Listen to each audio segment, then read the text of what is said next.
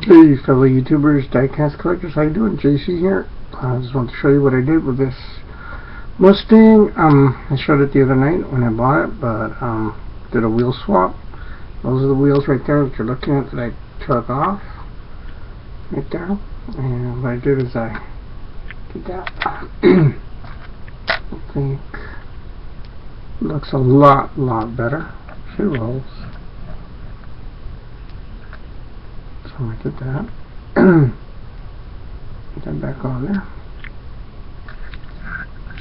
It's a lot better, I think. This is the donor car. It's the one I got at the Flying Customs. That was the donor car. So, I just want to show you that. I think it looks a heck of a lot better than what I did with these things. Don't like those at all. So, just an update, a little custom that I did, wheel swap. So, hope you like it. Leave your comments, okay, and subscribe. Thanks. Bye.